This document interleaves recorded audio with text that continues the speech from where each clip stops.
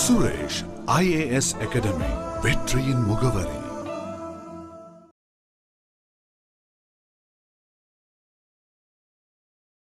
ஜிடிபியுடன் வெளிநாட்டிலிருந்து கிடைக்கக்கூடிய வருமானத்தை சேர்க்கிறோம்.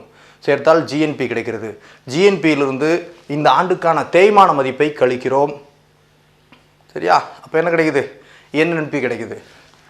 NNP net national product. அப்போ இதுதான் ஃபைனலைஸ்ட் இன்கம்னு சொல்லுவாங்க, இறுதியிடப்பட்ட வருவாய். 4 ஃபேக்டர் பார்த்தோம், 4மே நாட்டோட வருமானம் தான், ஒவ்வொன்றும் ஒரு அளவுகோல். ஃபைனலைஸ்ட் இன்கம் எஃப்ஐ அப்படின்ட்டு சொல்லுவாங்க. அப்புறம் என்ன சொல்லுவாங்க? என்ஐ அப்படின்னு சொல்லுவாங்க, நேஷ்னல் இன்கம். இதுதான் நேஷ்னல் இன்கம். தேசிய வருமானம் என்பது என்னது? ஆக்சுவலாக என்என்பி தான். ஏன்னா இதில் தான் 2 ஃபேக்டரும் அப்ளை ஆகிடுச்சு. என்னெல்லாம் அப்ளை ஆகிடுச்சு? ஒன்று இன்கம் ஃப்ரம் அப்ராடையும் கழிச்சாச்சு, ரெண்டாவது என்ன பண்ணியாச்சு? தேய்மானத்தையும் கழிச்சாச்சு, டெப்ரிசியேஷனையும் கழிச்சாச்சு. இன்கம் ஃப்ரம் அப்ராடை கூட்டவோ கழிக்கவோ செஞ்சுட்டோம், தேய்மானத்தை கழிச்சிட்டோம். கழிச்சா என்ன கிடச்சிருக்கு? என்என்பி கிடச்சிருக்கு. அப்போ 2 ஃபேக்டர் அப்ளை ஆகிடுச்சு. ஜிடிபியில் எந்த ஃபேக்டர்? ஜிடிபியில் எந்த ஃபேக்டரும் அப்ளை ஆகலை. ஜிஎன்பியில் வெளிநாட்டு வருமானம் சேர்ந்துருச்சு. ஆனால் என்என்பியில் தேய்மானத்தையும் கழிச்சாச்சு, எதையும் கழிச்சாச்சு, இன்கம் ஃப்ரம் அப்ராடை கூட்டவோ கழிக்கவோ செஞ்சாச்சு. என்டிபியில் தேய்மானத்தை மட்டும்தான் கழிச்சிருக்கோம், வெளிநாட்டு வருமானத்தை சேர்க்கலை. அப்போ எதுதான் ஃபைனலைஸ்ட் இன்கம், உண்மையான வருமானம், நேஷனல் இன்கம் என்று சொல்லப்படுவது எது? என்என்பி. என்என்பின்னா என்னது?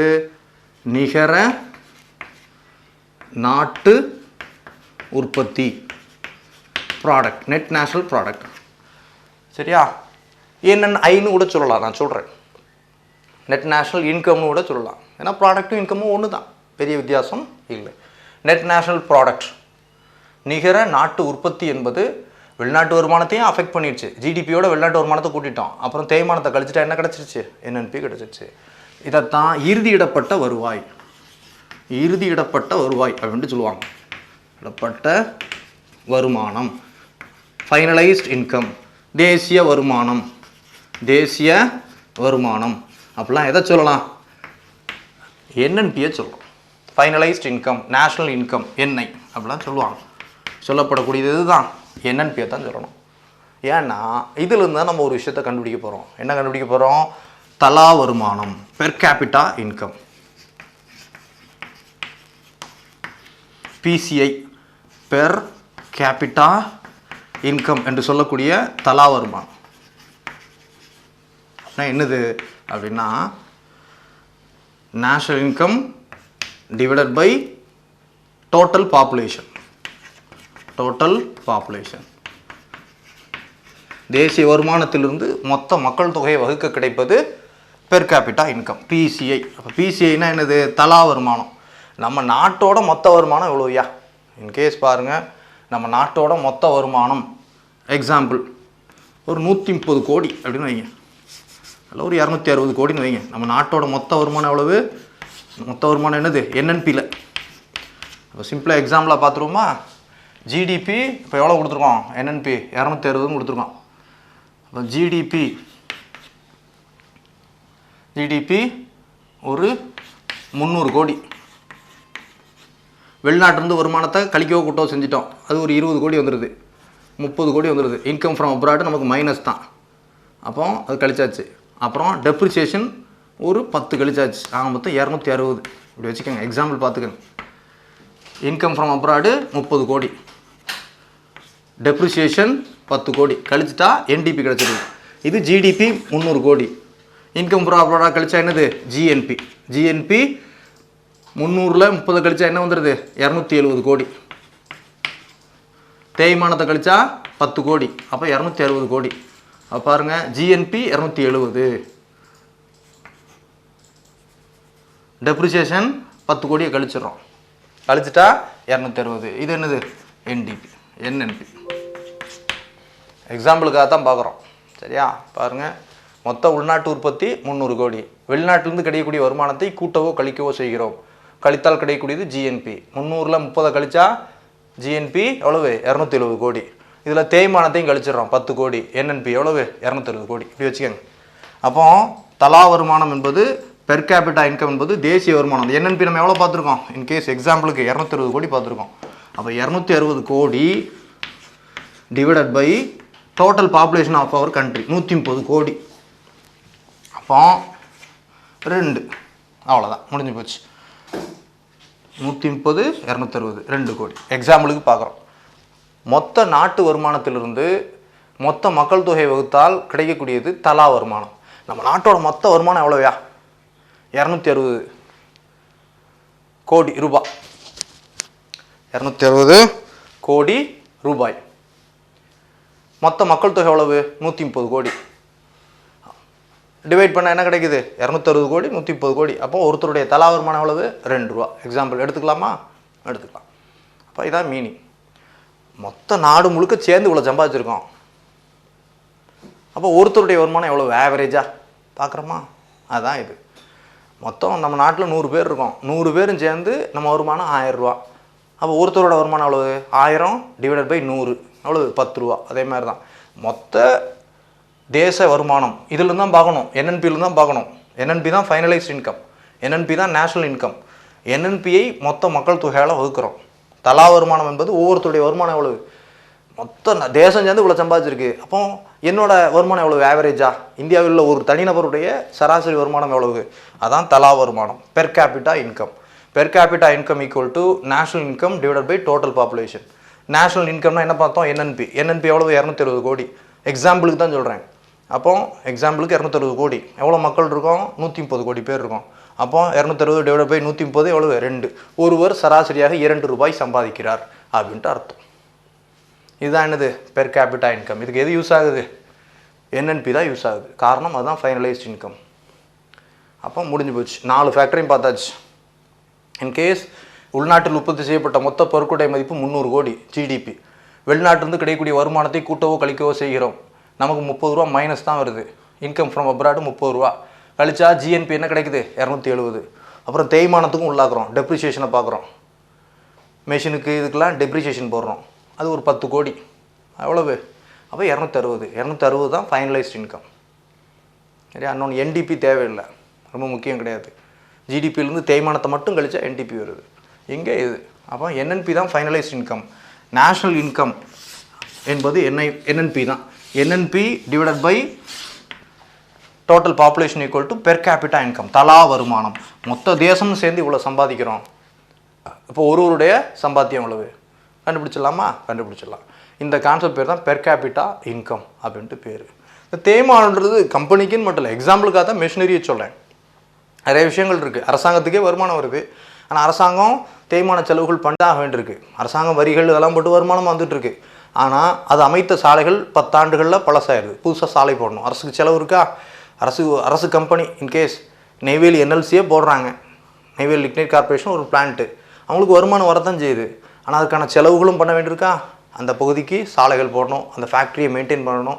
10 வருஷத்துக்கு கூட ஏதாவது செலவு பண்ணுறோம், 5 வருஷத்துக்கு கூட செலவு பண்ணுறோம். அந்த செலவுகள்லாம் ஈடு கட்டணும் இல்லையா? அரசாங்கத்திற்கும் வருமானம் இருக்கிறது. ஆனால் தேய்மான செலவுகளாக அவர்கள் கழிக்க வேண்டும் என்பதால் டெப்ரிசியேஷனை கழிக்கிறோம். சரியா? இப்போ ஃபைனலைஸ்ட் இன்கம் என்பது என்னது? என்என்பி தான். ஏன்னா அதுதான் வெளிநாட்டு வருமானமும் அட்ஜஸ்ட் ஆகிடுச்சு, தேய்மானமும் அட்ஜஸ்ட் ஆகிடுச்சு. நெட் நேஷனல் ப்ராடக்ட், இறுதியிடப்பட்ட வருவாய், ஃபைனலைஸ்ட் இன்கம் அல்லது நேஷ்னல் இன்கம் அப்படின்ட்டு சொல்கிறோம். இந்த நேஷ்னல் இன்கத்தை மொத்த பாப்புலேஷனால் வகுத்தா கிடைக்கக்கூடியது பெர் கேபிட்டா இன்கம். மொத்த தேசம்தான் தேசத்துடைய வருமானம் நேஷ்னல் இன்கம். மொத்த மக்கள் தொகை எவ்வளவு? அப்போ ஒருத்தருடைய வருமானம் எவ்வளவு? மொத்த வருமானம் டிவைடட் பை மொத்த மக்கள் தொகை கழித்தால் அதை வகுத்தால் கிடைக்கக்கூடியது நேஷ்னல் அந்த பெர் கேபிட்டா இன்கம் கிடைக்குது. அப்போ இதுதான் ஃபேக்டர்ஸ், பேசிக் ஃபேக்டர்ஸ் ஆஃப் அந்த உற்பத்தி அடிப்படையில் வருமான கணக்கீட்டுக்கு பேசிக் ஃபேக்டர்ஸ் இதுதான். GDP, NDB, GNB, NNP. இதில் அட்ஜஸ்ட் பண்ண வேண்டிய விஷயங்கள் 2 தான். இன்கம் ஃப்ரம் அப்ராடும் டெப்ரிசியேஷனையும் தான் நம்ம அட்ஜஸ்ட் பண்ணுறோம். சரியா? சரி, இதில் ஜிடிபின்னு சொல்லலாம், ஜிடிஐன்னு சொல்லலாம். சரியா? பார்த்துக்கோங்க. என்டிபின்னு சொல்லலாம், என்டிஐன்னு சொல்லலாம். ஜிஎன்பின்னு சொல்லலாம், ஜிஎன்ஐன்னு சொல்லலாம்.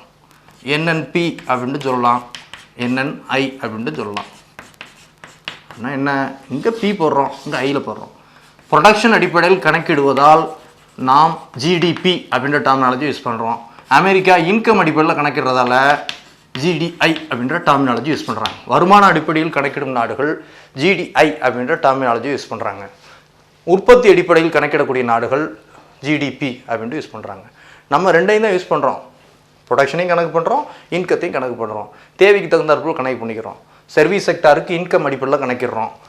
தொழில்துறை வேளாண் துறைக்கு உற்பத்தி அடிப்படையில் கணக்கிடுறோம். சரியா? அதனால் இந்த டெர்மினாலஜி யூஸ் பண்ணுறாங்க. மற்றபடி எந்த வேறுபாடும் இல்லை. ஜிடிஐயும் ஜிடிபியும் ஒன்று தான், என்டிஐயும் என்டிபியும் ஒன்று தான், ஜிஎன்ஐயும் ஜிஎன்பியும் ஒன்று தான், என்என்ஐயும் என்என்பியும் ஒன்று தான். உற்பத்தி அடிப்படையிலையும் கணக்கிடலாம், வருமான அடிப்படையிலையும் கணக்கிடலாம். நம்ம வருமான கணக்கீடு மேக்ஸிமம் யூஸ் பண்ணுறோம் அப்படின்றதால ஜிடிபின்னே சொல்லி நம்ம பழகிட்டோம். நம்ம அந்த டெர்மினாலஜி தான் யூஸ் பண்ணிகிட்ருக்கோம். சரியா? Right, okay. இந்த ப்ரொடக்ஷன் அடிப்படையில் வருமான கணக்கீடை பொறுத்தவரை பார்த்தீங்கன்னா, உற்பத்தி அடிப்படையில் வருமான கணக்கீட்டில் பொதுவாக என்னென்ன செக்டார்லாம் கணக்கெடுக்கிறாங்க அப்படின்னு கேட்டிங்கன்னா, அக்ரிகல்ச்சர் வேளாண்மையை கணக்கில் எடுத்துக்கிறோம். தொழில்துறை இதெல்லாம் கணக்கில் எடுத்துக்கிறோம். சரியா? சிறு குறு தொழில்கள், எம்எஸ்எம்இ செக்டார், சிறு குறு தொழில்கள் எடுத்துக்கலாம். சுரங்கத் தொழில் இதெல்லாம் கணக்கில் எடுத்துக்கலாம். இதெல்லாம் ப்ரொடக்ஷன் அடிப்படையில் மட்டும்தான் நம்ம கணக்கிட முடியும். இன்கம் அடிப்படையில் கணக்கிட்டால் அந்த இதெல்லாம் சரி வராது, நிறைய இன்கம் மிஸ் ஆயிரும். அப்போ ப்ரொடக்ஷன் அடிப்படையில் கணக்கிடக்கூடிய துறைகள் இதுதான். இது இன்கம் அடிப்படையில் கணக்கிடுறோம். வருமான அடிப்படையில் கணக்கிடக்கூடிய தொழில்கள் என்னது? இன்கம் மெத்தடில் கணக்கிடக்கூடிய தொழில்கள் என்னென்னா வங்கி, பேங்கிங் செக்டாரு, போக்குவரத்து டிரான்ஸ்போர்ட் செக்டாரு, ஹோட்டல் இண்டஸ்ட்ரி. சரியா? ஹோட்டல் இண்டஸ்ட்ரி, அப்புறம் டூரிசம் சுற்றுலாத்துறை, நிதித்துறை, இதெல்லாம் வருமான அடிப்படையில் தான் கணக்கிடுவாங்க. இதில் உற்பத்தி எதுவும் பண்ணல, எல்லாமே சர்வீஸ் செக்டார். அதனால் அவங்கெல்லாம் வருமான அடிப்படையில் கணக்கிடுறாங்க. சரியா? நம்ம இந்த செக்டார்லாம் அவங்களுடைய வருமானத்தை கணக்கில் எடுத்துக்கிறோம். தேச வருமானத்தை கணக்கு எடுக்கிறப்போ இந்த செக்டார்லாம் உற்பத்தி பொருளுடைய மதிப்பு எடுத்துக்கிறோம். மிக்ஸ் பண்ணி தான் ஜிடிபியை நம்ம கணக்கிடுறோம். சரியா? ஆனால் இந்த செக்டார் ரொம்ப கான்ட்ரிபியூட் பண்ணுன்றதால இது இப்படி எடுத்துக்கிறோம். ப்ரொடக்ஷன் அப்படின்ற நேமை நம்ம யூஸ் பண்ணுறோம். ஜிடிபி அப்படின்ற டெர்மினாலஜியை நம்ம யூஸ் பண்ணுறதுக்கு காரணம் இதுதான் காரணம். இந்த ப்ரொடக்ஷன் அடிப்படையில் கணக்கிடுறதுல சில குறைகள் இருக்கத்தான் செய்யுது. ப்ரொடக்ஷன் அடிப்படையில் கணக்கிடுறப்ப பார்த்தீங்கன்னா என்ன பிரச்சனை அப்படின்னு கேட்டிங்கன்னா, இதில் ப்ரிகாஷன்ஸ், ப்ரொடக்ஷன் அடிப்படையில் கணக்கிடுறப்போ நம்ம சில ப்ரிகாஷன்ஸை ஃபாலோ பண்ணணும். என்ன அப்படின்னு கேட்டிங்கன்னா, ஒன்று இருமுறை அல்லது பலமுறை கணக்கிடல் அப்படின்ட்டு சொல்லலாம். மல்டிபிள் கால்குலேஷன் இது பண்ணாமல் பார்க்கணும். Avoid multiple calculations. பலமுறை கணக்கிடுதலை நம்ம என்ன பண்ணணும்? தவிர்க்கணும். பலமுறை கணக்கிடுதலை நாம் தவிர்க்க வேண்டும். அப்போ உற்பத்தி அடிப்படையில் கணக்கிடுறப்போ பார்த்தீங்கன்னா சில விஷயங்கள் நம்ம கவனத்தில் கொள்ளணும். தப்பாக கணக்கிடக்கூடாது. ப்ரிகாஷனரி மெஷர்ஸ் என்ன பண்ணணும் அப்படின்னா, பலமுறை கணக்கிடுதலை அவாய்ட் பண்ணணும், தவிர்க்க வேண்டும். எதை? பலமுறை கணக்கிடலை. இன்கேஸ் எக்ஸாம்பிள் பாருங்கள். நூல் ஜின்னிங் ஃபேக்ட்ரி இருக்குது. என்ன தயார் பண்ணுறாங்க? பஞ்சு தயார் பண்ணுறாங்க. பஞ்சுலேருந்து என்ன பண்ணுறாங்க? நூல் தயார் பண்ணுறாங்க. நூல்லேருந்து என்ன பண்ணுறாங்க? டெக்ஸ்டைல், துணி தயார் பண்ணுறாங்க. இப்போ பஞ்சு ஃபேக்ட்ரி, பஞ்சு தான் என்னவா மாறுது? நூலாக மாறுது. நூல் தான் என்னவா மாறுது? துணியாக மாறுது. அப்போ பாருங்கள், ஒரு டெக்ஸ்டைல், ஒரு துணி உற்பத்தி ஆகிறதுக்கு மீட்ரு 100 ரூபா, மொத்த செலவு 100 ரூபா அப்படின்னு வைங்க. இதில் பார்த்தீங்கன்னா என்னெல்லாம் இருக்குது? நூலோட மதிப்பு அடங்கியிருக்கு, பஞ்சோட மதிப்பு அடங்கியிருக்கு. பஞ்சு கம்பெனியுடைய உற்பத்தி ஒரே வருஷத்தில் ஒரு பஞ்சு நூலாக மாறுது, நூல் துணியாக மாறுது. சரியா? அப்போ இதை அவாய்ட் பண்ணணும். என்னென்னு கேட்டிங்கன்னா, உற்பத்தியோட மதிப்பு ஏற்கனவே பஞ்சோட மதிப்பு 20 ரூபாயாக இருக்கும். அது நூலாக மாறுறப்போ அதனுடைய மதிப்பு 50 ரூபாயாக இருக்கும். துணியாக மாறுறப்போ 100 ரூபாயாக மாறிடுது. அப்போ இவங்களுடைய உற்பத்தி மதிப்பு 20, நூலுடைய உற்பத்தி மதிப்பு 30, துணியுடைய உற்பத்தி மதிப்பு 50 ரூபா தான். சரியா? பஞ்சாக இருக்கிறப்போ அதனோட வேல்யூ எவ்வளவு? ஜின்னிங் ஃபேக்ட்ரியில் பருத்தியிலேருந்து கொட்டையை தனியாக பிடிச்சி விதையை நீக்கிட்டு என்ன பண்ணுறாங்க? ஜின்னிங் ஃபேக்ட்ரியில் பஞ்சை உற்பத்தி பண்ணுறாங்க 20 ரூபா. அந்த ஒரு மீட்டர் துணியுடைய அளவு 20 ரூபா மதிப்புள்ள பஞ்சுன்னு வைங்க. அது நூலாக மாறுறப்போ அதனுடைய மதிப்பு 50 ரூபா. ஆனால் உற்பத்தி மதிப்பு என்னென்னு பாருங்கள். இதுலேருந்து இதை கழிச்சா 30 தான் சேர்க்கணும். இவங்களுடைய உற்பத்தி மதிப்பு 30 தான் சேர்க்கணும். அந்த லூமிங் இண்டஸ்ட்ரி, நூலாக மாற்றக்கூடிய தொழிற்சாலைகள். சரியா? டெக்ஸ்டைல் லூமிங் இண்டஸ்ட்ரி இருக்கு இல்லையா, அதில் 30 ரூபா தான் அவங்களுடைய உற்பத்தி மதிப்பு. துணியாக மாறுறப்போ அவங்களுடைய துணியுடைய மதிப்பு 100 ரூபா ஆகிடும். அதுக்காக நாங்கள் 100 ரூபாய்க்கு உற்பத்தி பண்ணணும்னு சொல்லக்கூடாது. அவங்களுடைய உற்பத்தி மதிப்பு என்னது தான் 50 ரூபா தான். 100 ரூபாவில் ஏற்கனவே நூல் வந்துச்சு, 50 ஆகிடுச்சு. இப்படி சேர்த்தா தான் கரெக்டாக இருக்கும். ஜின்னிங் ஃபேக்ட்ரி பஞ்சுடைய மதிப்பு அவங்க உற்பத்தி மதிப்பில் 20 ரூபா சேர்த்துருவாங்க, பிரச்சனை இல்லை. நூலோட மதிப்பு 30 ரூபா தான் சேர்க்கணும், 50 ரூபா சேர்க்கக்கூடாது. சரியா? ஏன்னா 20 ரூபா ஏற்கனவே பஞ்சு அதில் உள்ளடங்கியிருக்கு. இவங்க வேலை பார்த்து அதை நூலாக மாற்றிருக்காங்க. அப்போ அவங்களுடைய உற்பத்தி மதிப்பு 30 தான். துணியோட உற்பத்தி மதிப்பு நூலை துணியாக கன்வெர்ட் பண்ணுறாங்க. அவங்க உற்பத்தி மதிப்பு என்னது தான் 50 தான். துணியோட வேல்யூ வச்சு நாங்கள் 100 ரூபாய்க்கு உற்பத்தி பண்ணோன்னு சொல்ல முடியாது. ஏன்னா ஏற்கனவே பஞ்சா உற்பத்தி பண்ணவங்க 20 ரூபா, நூலாக உற்பத்தி பண்ணவங்க 30, 20 + 30 50. இவங்க அதை துணியாக மாற்றுறதுக்கு 50. அப்போ இவங்களுடைய உற்பத்தி மதிப்பு 50 தான், 100 கிடையாது. சரியா? இப்படி மல்டிபிள் கால்குலேஷன் சிக்கல் வரும். அதெல்லாம் தெளிவான கணக்கீட்டுக்காக தான் ஒரு புதிய முறையை வச்சுருக்காங்க, கிராஸ் வேல்யூ ஆடட், மொத்த மதிப்பு கூட்டல்ன்ற ஒரு மெத்தடை நம்ம யூஸ் பண்ணுறோம். மதிப்பு கூட்டல் அப்படின்ட்டு சொல்லுவாங்க ஆங்கிலத்தில். கிராஸ் வேல்யூ ஆடட் அப்படின்ட்டு ஒரு மெத்தடை பயன்படுத்தி தான் ப்ரொடக்ஷன் அடிப்படையில் நம்ம கணக்கிடுறோம். அது என்னன்றதை பார்ப்போம். ஜிவிஏன்றா என்ன அப்படின்றத நம்ம பின்னால் பார்ப்போம்.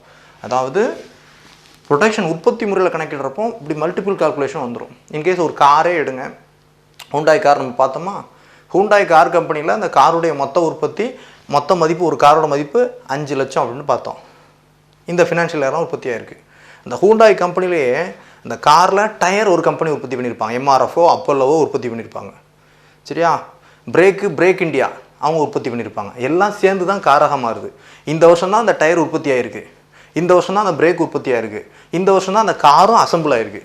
அதுக்காக ஹூண்டாய் கம்பெனியினுடைய காருடைய மதிப்பு 5 லட்சம் அப்படின்னு சொன்னாங்கன்னா அதில் என்னவே ஏற்கனவே எல்லாம் சேர்ந்துருக்கு. அப்போலோ டயருடைய உற்பத்தி மதிப்பும் சேர்ந்துருக்கு, பிரேக் இண்டியாவுடைய உற்பத்தி மதிப்பும் சேர்ந்துருக்கு, ஹூண்டாய் கம்பெனியுடைய கார் மதிப்பும் சேர்ந்தா என்ன ஆயிரும்? பல மடங்கு கூட ஆரம்பிச்சிடும். பாருங்கள், இப்போ டயருடைய மதிப்பு 50,000, பிரேக்குடைய மதிப்பு 1 லட்சம், காருடைய மதிப்பு 5 லட்சம் அப்படின்னா 3 பேரும் வருமானத்தை காட்டுறாங்க. அப்போ என்ன ஆயிடுது? 6,50,000 வந்துடுது. அப்படி வரக்கூடாது. காரோட மொத்த மதிப்பே 5 லட்சம் தான். அப்போ இவங்க என்ன சேர்க்கணும்? காரோட மதிப்பை, அவங்க உற்பத்தி மதிப்பை 3.5 லட்சமாக தான் சேர்க்கணும். ஹூண்டாய் கம்பெனி எவ்வளோவா சேர்க்கணும்? 3,50,000 தான் சேர்க்கணும். பிரேக்ஸ் இண்டியா பிரேக்குகள் தயார் பண்ணுறதுக்கு அவங்க 50,000, 1 லட்சம் எடுத்துக்கணும். அப்போலோ கம்பெனிக்காரங்க டயர் தயாரிக்கிறதுக்கு 50,000 எடுத்துக்கலாம். 50,000 + 1 லட்சம், இந்த ரெண்டும் ஏற்கனவே உற்பத்தி மதிப்பில் கணக்கிடப்பட்டிருக்கு. இந்த வருஷம் தான் உற்பத்தி பண்ணியிருக்காங்க, நாட்டோட வருமானத்தில் சேர்ந்துருது. மிச்சம் என்ன இருக்குது? அதை அசம்பிள் பண்ணி செட் பண்ணி மதிப்பு 5 லட்சம். ஆனால் இவங்களுடைய உற்பத்தி மதிப்பு எவ்வளோ தான்? ஹூண்டாய் கம்பெனியுடைய உற்பத்தி மதிப்பு 3 லட்சம் தான். அப்போ 3, 4, 5 சேர்ந்து தான் காரோட மதிப்பு 5 லட்சம். சரியா? ஏன்னா 2 முறை பல முறை கணக்கிடப்பட்டக்கூடாது. பட்டா அது வருமானத்தை ட்ரிபிளாக மல்டிப்புளாக காட்டிடும், மடங்காக காட்டிடும். சரியா? அப்போ இவருடைய உற்பத்தி மதிப்பு என்னவோ அதை தான் சொல்லணும். மொத்த டயரை இவங்க உற்பத்தி பண்ணல, ஹூண்டாய் உற்பத்தி பண்ணல, பிரேக்கை இவங்க உற்பத்தி பண்ணல, அசம்பிள் பண்ணியிருக்காங்க. காரோட மதிப்பு 5 லட்சம். ஆனால் இவங்களுடைய அதில் உற்பத்தி மதிப்பு எவ்வளவு? 3.5 லட்சம் தான். இந்த 3.5 லட்சத்தை தான் ஹூண்டாய் கம்பெனி தன்னுடைய உற்பத்தி மதிப்பாக காட்ட முடியும், இந்த ஆண்டுக்கான உற்பத்தி மதிப்பாக காட்ட முடியும். இந்த கான்செப்ட் பேர் தான் கிராஸ் வேல்யூ ஆடட் அப்படின்ட்டு பேர். இதுதான் துல்லியமான கணக்கீட்டுக்காக யூஸ் பண்ணும். சரி, அந்த கிராஸ் வேல்யூ ஆடட் என்பது செக்டார் வைஸ் கணக்கிடுவாங்க.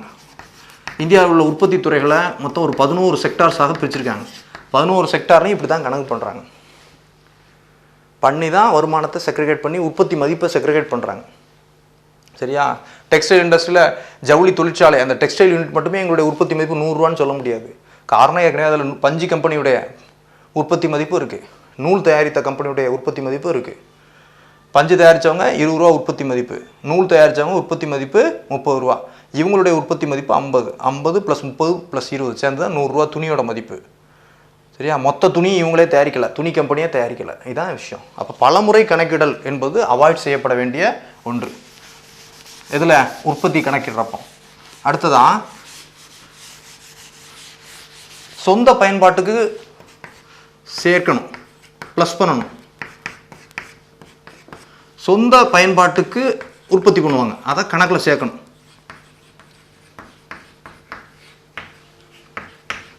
மல்டிபிள் கால்குலேஷனை அவாய்ட் பண்ணணும்.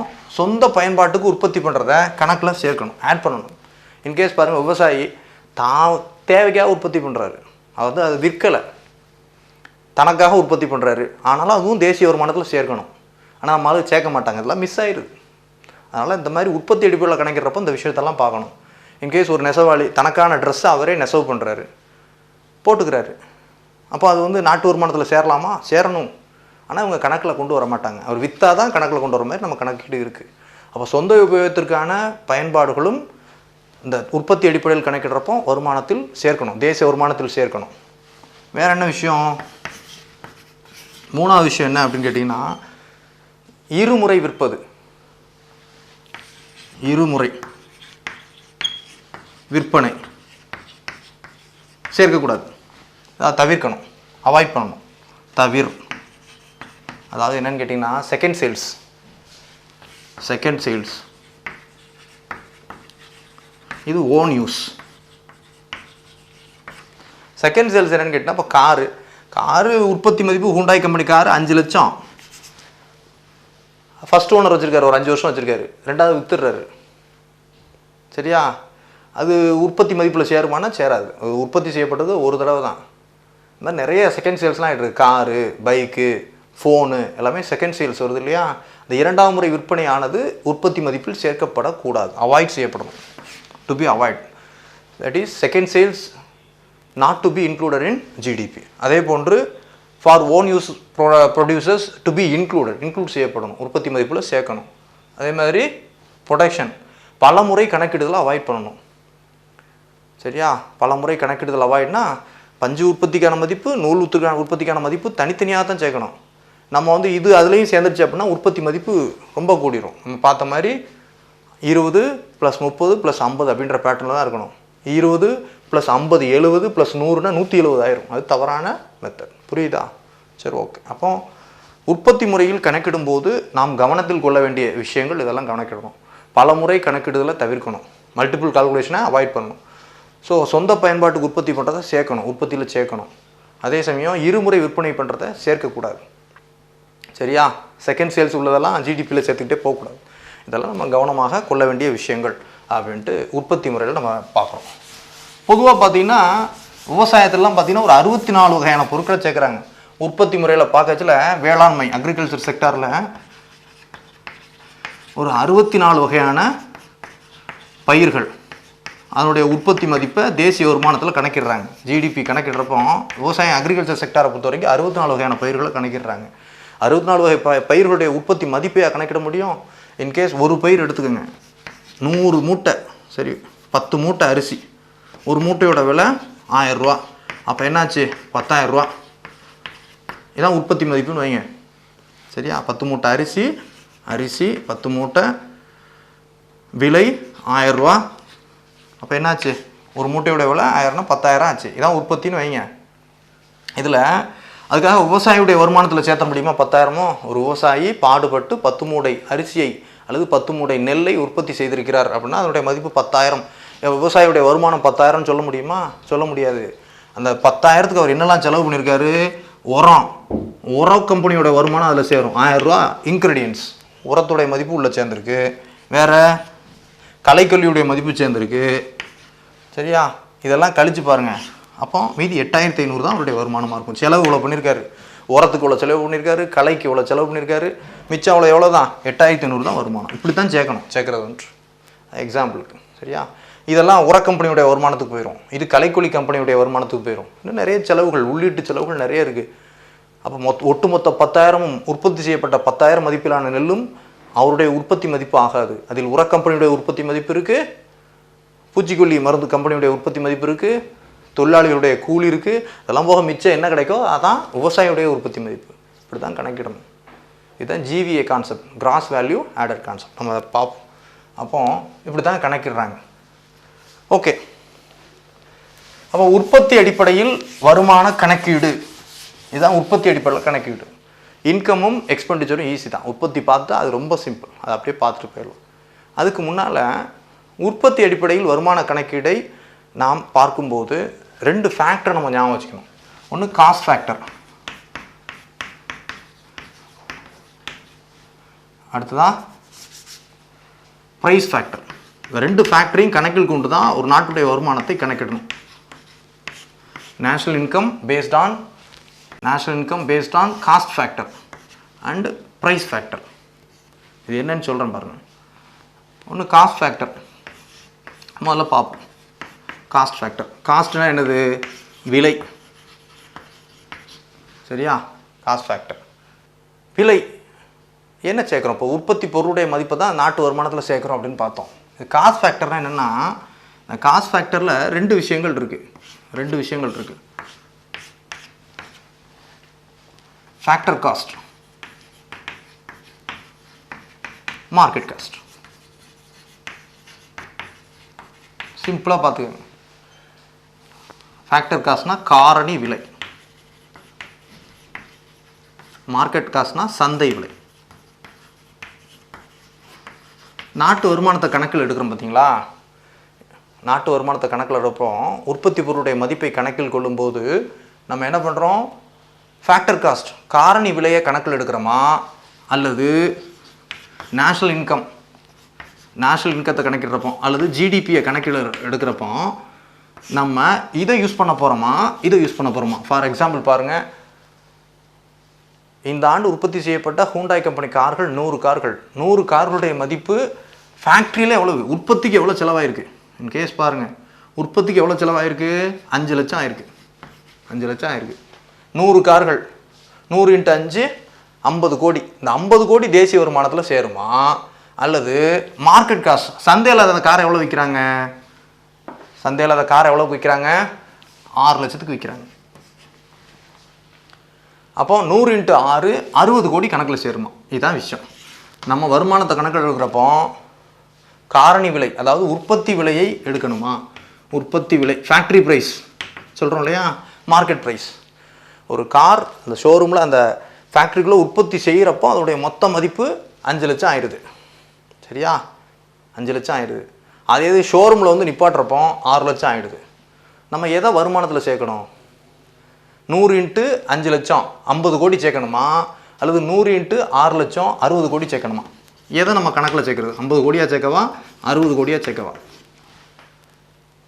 அப்படின்னா இப்படியும் சில நாடுகள் ஃபாலோ பண்ணுறாங்க. சரியா? இது என்னன்னு கேட்டிங்கன்னா, சில நாடுகள் ஃபேக்டர் காஸ்ட் அடிப்படையில் தேசிய வருமானத்தை கணக்கு எடுக்கிறாங்க, சில நாடுகள் மார்க்கெட் காஸ்ட் அடிப்படையில் கணக்கிடுறாங்க. ரெண்டுக்கு என்ன வித்தியாசம்? ஃபேக்ட்ரியில் உற்பத்தி செய்கிறதுக்கு ஆகக்கூடிய செலவு, ஃபேக்டர் காஸ்ட்டில் என்னெல்லாம் இருக்குது? ஃபேக்டர் காஸ்ட்டில் காரணி செலவில் என்னெல்லாம் இருக்குது அப்படின்னா, இந்த இதுக்குள்ள செலவுகள் தான் இருக்குது. என்னெல்லாம் இருக்குது நம்ம பார்த்தோம். வட்டி செலவு இருக்குது, வார செலவு இருக்குது, கூலி செலவு இருக்குது, லாப செலவு இருக்குது. எல்லாம் சேர்ந்து ஒரு காருடைய மதிப்பு என்ன வருதோ அதான் 5 லட்சம் ஆயிருக்கு. 5 லட்சம் ஆயிருக்கு அப்படின்னா என்னது? இன்ட்ரெஸ்ட்டு. ஹூண்டாய் கம்பெனி ஓனர் கடன் வாங்கி பண்ணுறாரு, வட்டி கட்டுறாரு. அந்த வட்டி செலவும் சேர்த்து தான் காரோட மதிப்பில் வந்திருக்கு. அந்த காரோட மதிப்பு எதெல்லாம் இருக்குது? ஃபேக்டர் காஸ்ட் என்னெல்லாம் உள்ளடங்கியிருக்கு? முதலாளியுடைய வட்டி செலவு, அப்புறம் வாடகை, ரெண்ட்டு, வாரம் வாடகை அப்படின்ட்டு சொல்லலாம். அந்த ஃபேக்ட்ரி ப்ரீமிசஸ்க்கு ஒரு வாடகை கட்டுறாரு, அந்த செலவையும் சேர்த்து தான் காரோட மதிப்பில் புட் பண்ணுறாரு. கூலி, தொழிலாளர்களுக்கான கூலி, வேஜ் கொடுத்து தான் போடுறாரு. லாபம், அவருடைய லாபம், ப்ராஃபிட், இதையும் சேர்த்து தான் காரோட மதிப்பு எல்லாம் சேர்ந்துருது. வாரம்ன்றதுல எல்லாம் வந்துடுது. வாடகை, காருக்கான ரா மெட்டீரியல்ஸு, ஸ்பேரு, அந்த இரும்பு, ராடு எல்லாம் சேர்த்து தான் வாரம். இதுக்கெல்லாம் செலவு பண்ணி தான் மொத்த காரோட மதிப்பு எவ்வளோ வந்திருக்கு? 5 லட்சம். இதுதான் ஃபேக்ட்ரி காஸ்ட். ஒரு ஃபேக்ட்ரியில் ஒரு பொருளை உற்பத்தி செய்கிறதுக்கு மொத்தம் எவ்வளோ செலவாயிருக்கு? 5 லட்சம் ஆயிருக்கு. ஃபேக்ட்ரியில் 5 லட்சம். சரியா? அப்போ 100 கார் உற்பத்தி பண்ணியிருக்காங்க, 100 × 5 50 லட்சம். ஃபேக்டர் காஸ்ட்டு சேர்த்தோம்னா அந்த கம்பெனி காரில் எவ்வளோ உற்பத்தி பண்ணியிருக்காங்களோ அதோட மதிப்பு தான் ஃபேக்ட்ரியில் எவ்வளோ உற்பத்தி ஆகிருக்கு செலவு, உற்பத்தி விலை அப்படின்னு சொல்லலாம். இதான் காரணி விலை அல்லது உற்பத்தி விலைன்னு சொல்லலாம். இந்த உற்பத்தி விலையை தேசிய வருமானத்தில் சேர்க்குறோமா, அல்லது உற்பத்தி விலையோடு ஃபேக்டர் காஸ்ட்டோடு ஒரு விஷயத்தை சேர்க்குறோம், உற்பத்தி விலையோடு ப்ளஸ் வரிகள் சேர்க்குறோம், மறைமுக வரிகள் மைனஸ் சப்சிடி, மானியம், சப்சிடி, டேக்ஸ், இன்டைரக்ட் டேக்ஸ் சேர்த்தா என்ன கிடைக்குது? சந்தை விலை கிடைக்குது, அதாவது மார்க்கெட் ப்ரைஸ் கிடைக்குது. மார்க்கெட் ப்ரைஸ், மார்க்கெட் காஸ்ட் அல்லது ப்ரைஸ். ஃபேக்டர் காஸ்ட் என்பது இதுதான். பாருங்கள், காரில் ஃபேக்ட்ரியில் உற்பத்தி பண்ணது 5 லட்சம், 5 லட்சத்தோடு வரிகள் சேருது, ஜிஎஸ்டி. இன்கேஸ் பாருங்கள், ஜிஎஸ்டி ஒரு 18%, அல்லது லக்ஸுரி காருக்கு 28% கூட போடுறாங்க ஜிஎஸ்டி, டேக்ஸ் சேர்க்குறோம். கார் ஷோரூமில் அந்த ஃபேக்ட்ரியில் 5 லட்சம் தான், ஆனால் ஷோரூமுக்கு வர்றப்போ டேக்ஸ் சேர்ந்துருது, அரசாங்கம் வரி போட்டுருது, விற்பனை வரி இப்போ ஜிஎஸ்டியாக இருக்குது. சரியா, ஜிஎஸ்டி இருக்குது. இன்கேஸ் அந்த ஜிஎஸ்டி ஒரு 28% வைங்க, 28%, 5 லட்சம் ப்ளஸ் ஜிஎஸ்டி, உற்பத்தி விலை, கார் உற்பத்தி விலை 5 லட்சம் தான், 5 லட்சம் வரிகள் ஜிஎஸ்டி 28%, என்னாச்சு 20னா 1,40,000 ஆச்சு, 1,40,000 ஆச்சு. இதில் அரசாங்கம் கொடுத்த மானியத்தை கழிச்சிடுறாங்க. அந்த ஃபேக்ட்ரிக்காக அரசாங்கம் சில மானியங்கள் கொடுக்குது. மானியத்தை ஒரு 40,000, 0.4 லேக் மானியம் 40,000 கழிக்கிறோம். கழிச்சா என்ன கிடைக்குது? சந்தை விலை 6 லட்சம் கிடைச்சிடும். அவ்வளோதான். ஷோரூமில் வந்து விற்கிறப்போ அதோட மதிப்பு என்ன? 6 லட்சம். இப்போ இந்த வருஷத்தில் தான் இந்த காரு உற்பத்தி செய்யப்பட்டிருக்கு, ஷோரூமில் வந்து விற்பனை ஆக போகுது. சரியா, நம்ம நாட்டோட வருமானத்தில் சேர்க்குறப்போ ஃபேக்ட்ரி ப்ரைஸை சேர்க்கணுமா, அதாவது காரணி விலை அல்லது உற்பத்தி விலை, ஃபேக்ட்ரியில் எவ்வளோக்கு உற்பத்தி பண்ணியிருக்கோம், தொழிலாளருடைய கூலி, முதலாளிக்கு லாபம், அவர் வாடகை, உற்பத்தி செலவு, ரா மெட்டீரியல்ஸ் எல்லாம் சேர்த்து 5 லட்சம் ஆயிருக்கு. இந்த 5 லட்சம் மதிப்பை ஜிடிபியில் சேர்க்குறோமா, அல்லது என்ன சேர்க்குறோம், ஷோரூமில் வந்து டேக்ஸை சேர்க்குறோம். ஒரு ஃபேக்ட்ரியை விட்டு வெளியே வந்து ஷோரூமுக்கு வந்துட்டாலே டேக்ஸ் அப்ளிகபிள் ஆகிடுது. டேக்ஸ் எவ்வளோ பார்த்தோம்? 1,40,000, மொத்தம் 6,40,000 ஆச்சு. இதில் ஒரு விஷயத்தை மைனஸ் பண்ணணும். இந்த கம்பெனிக்காக அரசாங்கம் சில சலுகைகள், மானியங்கள் கொடுத்துருக்கோம். கடன் மானியம் கொடுத்துருக்கோம், சலுகை விலையில் எலக்ட்ரிசிட்டி கொடுத்துருக்கோம். அந்த மானியத்தெல்லாம் கழிக்கணும். அப்போ 5 லட்சம் ப்ளஸ் டேக்ஸு 1,40,000 சேர்த்தா 6,40,000 ப்ளஸ் மானியம் ஒரு 40,000 கழிச்சிடணும். கழிச்சா எவ்வளோ அது? 6 லட்சம். இதுதான் ஃபேக்ட்ரி, அந்த மார்க்கெட் ப்ரைஸ். சரியா, சந்தை விலை அப்படின்ட்டு சொல்கிறோம். அப்போ மார்க்கெட் ப்ரைஸை சேர்க்குறோமா, ஃபேக்டர் காஸ்ட்டை சேர்க்குறோமா அப்படின்னு கேட்டிங்கன்னா, இந்தியா 2015 வரை எதை சேர்த்துட்டு இருந்தாங்கன்னா ஃபேக்டர் காஸ்ட், இதை தான் யூஸ் பண்ணிட்டு இருந்தோம். அதாவது ஃபேக்ட்ரியில் என்ன விலையோ அந்த விலை தான் உற்பத்தி மதிப்பில் சேர்ந்துட்டு இருந்துச்சு டில் 2015. 2015க்கு பின் புதிய மெத்தடை நம்ம யூஸ் பண்ண ஆரம்பித்தோம். இதில் மார்க்கெட் காஸ்ட்டை யூஸ் பண்ண ஆரம்பிச்சிட்டோம். அவ்வளோதான் இதில் நம்ம ஞாபகம் வச்சுக்க வேண்டிய விஷயங்கள். இப்போ எதை யூஸ் பண்ணுறோம்? இப்போ மார்க்கெட் காஸ்ட்டை தான் யூஸ் பண்ணுறோம். அதனால் நம்முடைய உற்பத்தி மதிப்பு கூடுதலாக தெரியுது. சரியா, சந்தை விலையில் சேர்த்தோம்னா கூடுதலாக என்ன சேர்ந்துருது? Tax சேர்ந்துருது, subsidy கழிஞ்சிருது. ஆனாலும் மதிப்பு கூட வந்துடுது, 6 லட்சம் வந்துடுது. அப்போ வித்தியாசம் பாருங்கள், ஃபேக்டர் காஸ்ட்டுக்கும் மார்க்கெட் காஸ்ட்டுக்கும் என்ன வித்தியாசம்? ஃபேக்டர் காஸ்ட், மார்க்கெட் காஸ்ட் என்ன வித்தியாசம்? ஃபேக்டர் காஸ்ட்டோடு வரிகளை சேர்க்க, மானியத்தை கழிக்க கிடைப்பது மார்க்கெட் காஸ்ட். அப்போ இதான் ஃபார்முலா. நம்ம ஃபார்முலா எப்படி ஞாபகம் வச்சுக்கலாம் பாருங்கள். Market cost equal to factor cost minus indirect taxes, அதாவது மறைமுக வரிகள் ப்ளஸ் சப்சிடி. ஏன்னா அரசு சலுகை கொடுத்து மானியம் கொடுத்துருக்கு, மானியத்தை அதோட மதிப்பில் சேர்க்குறோம். சந்தை விலை என்பது காரணி விலையுடன் வரிகளை கழித்து மானியத்தை கூட்ட கிடைப்பது. நாம் கணக்கிடுவது தற்போது சந்தை விலை அடிப்படையில் தான் கணக்கிடுகிறோம். 2015க்கு முன் நாம் கணக்கிட்டது உற்பத்தி விலை, ஃபேக்ட்ரியில் என்ன ப்ரைஸோ அதை தான் நம்ம கணக்கிட்டோம். இப்போ சந்தை விலை அடிப்படையில் தான் கணக்கிறோம். பொதுவாக இங்கேயும் பார்த்திங்கன்னா வளர்ந்த நாடுகள் என்ன பண்ணுவாங்க? சந்தை விலை அடிப்படையில் தான் கணக்கிடுவாங்க. அமெரிக்காலாம் சந்தை விலை அடிப்படையில் தான் கணக்கிட்டாங்க. சரியா, நம்ம மட்டும்தான் உற்பத்தி விலை அடிப்படையில் கணக்கிட்டோம். இப்போ 2015க்கு பின் நாமும் சந்தை விலை அடிப்படையில் கணக்கிட ஆரம்பிக்கிறோம். இதனால் நம்முடைய உற்பத்தி மதிப்பு, வருமானம் கூடுதலாக இருப்பது போல் நமக்கு காண்பிக்குது. சரியா, இதான் விஷயம். இது ஒரு ஸ்ட்ராட்டஜி. நம்ம வருமானம் பெருகிட்டோம், லாபம், நம்முடைய தனிநபர் வருமானம் பெருகிருக்கு, இப்படிலாம் கணக்கு காட்டுறதுக்காக நம்முடைய அரசாங்கம் என்னதுக்கு மாறிடுச்சு? மார்க்கெட் காஸ்ட்டுக்கு மாறிடுச்சு. 2015க்கு பின் நம்ம மார்க்கெட் காஸ்ட்டுக்கு மாறிட்டோம். அதுக்கு முன்னால் வரைக்கும் ஃபேக்டர் காஸ்ட்டுக்கு இருந்தது. இப்போ இந்த காஸ்ட் மெத்தட் இதுதான். காஸ்ட் ஃபேக்டர் தேசிய வருமானத்தில். அப்போ ஜிடிபியோ அல்லது என்டிபிஓ, ஜிஎன்பிஓ, என்என்பிஓ எந்த வகையில் தற்போது கணக்கிடப்படுது அப்படின்னா மார்க்கெட் காஸ்ட் அடிப்படையில் தான் இந்த உற்பத்தி மதிப்பு கணக்கிடப்படுது. ஃபேக்டர் காஸ்ட் அடிப்படையில் இல்லை. சரியா? ரைட். வித்தியாசம் என்ன? ஃபேக்ட்ரியில் உற்பத்தி ஆகிறதுக்கு 5 லட்சம் ஆகுது. கூடுதலாக என்ன சேருது? இன்டைரக்ட் டேக்ஸ் சேருது, ஜிஎஸ்டி சேருது, மைனஸ் என்ன கழியுது? அரசு கொடுத்த மானியம் கழியுது. கழிஞ்சதுக்கப்புறம் ஃபேக்ட்ரி விட்டு வெளியே வந்தால் தான் அரசு மானியம் கிடைக்குது. அந்த கணக்கு அதுக்காக சொல்கிறோம், வேறு ஒன்றும் இல்லை. அப்போ market cost equal to factor cost minus indirect taxes plus government subsidies. இதே இது இங்கிட்டு திருப்பி போடுங்க. Factor cost equal to market cost plus taxes minus subsidy அப்படி எடுத்துக்கலாம். Factor cost equal to market காஸ்ட்லேருந்து என்ன பண்ணுறோம்? So market cost equal to இங்கே இதை கழிக்கணும், sorry, market cost equal to factor cost plus taxes minus subsidy. அப்போ இங்கே மார்க்கெட் காஸ்ட்டு 6 லட்சம், ஃபேக்டர் காஸ்ட் என்பது 5 லட்சம் ப்ளஸ் 1,40,000 மைனஸ் சப்சிடி 4,000. இதான் நம்ம எக்ஸாம்பிளுக்கு பார்த்தோம். சரியா? எல்லாமே எக்ஸாம்பிள் தான். சந்தை விலை 6 லட்சம், உற்பத்தி விலை 5 லட்சம், கூடுதலாக வரிகள் 1,40,000, மானியம் 40,000 கழிச்சா அவ்வளோ வந்துடுது, 6 லட்சம் வந்துடுது. அப்போ இப்படி தான் கணக்கீடு. ஒரு ஃபேக்ட்ரியை விட்டு வெளியே வந்தால் அதில் டேக்ஸ் அப்ளிகபிள் ஆயிடுது, சப்சிடி கழிஞ்சிருது. அதனால் அந்த காருடைய மதிப்பு கூடுதலாக பெறுது. சப்சிடி கம்மியாக தான் இருக்கும், டேக்ஸ் அதிகமாக இருக்கிறதால கூடுதலாக பெறுது. அப்போ சந்தை விலை அடிப்படையில் தான் தற்போது கணக்கிடப்படுகிறது, ஃபேக்டர் அடிப்படையில். ஸோ அப்போ காரணி விலை அல்லது ஃபேக்ட்ரி ப்ரைஸ் அடிப்படையில் கணக்கிடப்படுவதில்லை, மார்க்கெட் அடிப்படையில் தான் தற்போது கணக்கிடப்படுது. ரெண்டுக்கு வித்தியாசம் என்ன? ஃபேக்டர் காஸ்ட்டுக்கும் மார்க்கெட் காஸ்ட்டுக்கும் வித்தியாசம், வரிகள் வித்தியாசம், அப்புறம் சப்சிடி வித்தியாசம்.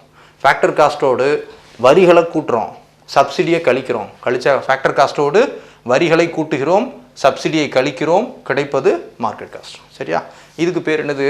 காஸ்ட் ஃபேக்டர் அப்படின்ட்டு பேர். அடுத்ததான் ப்ரைஸ் ஃபேக்டர் ஒன்று இருக்குது. காஸ்ட் ஃபேக்டர்னா என்னது? விலை காரணி அப்படின்னு சொல்லலாம். அடுத்து ப்ரைஸ் ஃபேக்டரும் ஒன்று இருக்குது நம்ம கணக்கீட்டில். ப்ரைஸ் ஃபேக்டர் இதுலேயே 2 மெத்தட் இருக்குது. நம்முடைய தேசிய வருமானத்தை கணக்கிடுவது என்என்பி அல்லது ஏதோ ஒரு வகையில் ஜிடிபியை கணக்கிடுறோம், நேஷனல் இன்கம். ப்ரைஸ் ஃபேக்டர் 2 இருக்குது. ப்ரைஸ்னா என்னது? விலை.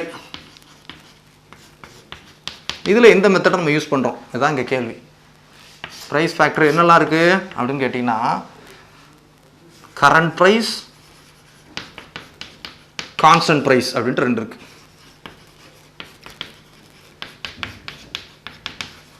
கரண்ட் ப்ரைஸ்னால் நடப்பு விலை, கான்ஸ்டன்ட் ப்ரைஸ்னால் மாறாத விலை.